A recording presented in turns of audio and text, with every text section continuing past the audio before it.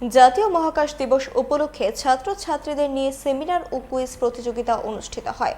চরিলাম অটল বিহারী বাজপেয়ী স্কুলে অনুষ্ঠানে উপস্থিত ছিলেন অধ্যক্ষ মণিময় ভৌমিক, সহকারী অধ্যক্ষ সুধীবা দেববর্মা, সিপাহীজলা ডিডব্লিউএস দপ্তরের আধিকারিক তনুজা পাটেল, বিপ্রজিৎ মজুমদার প্রমুখ।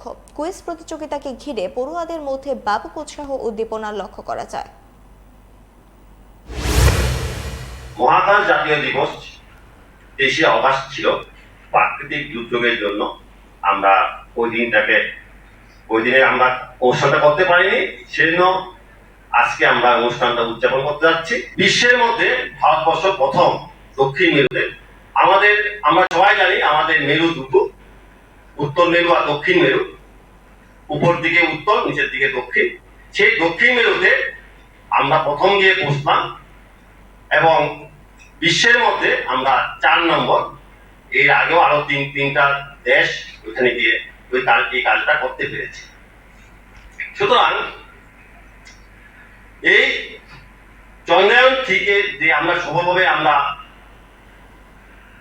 সফলতা লাভ করেছি তার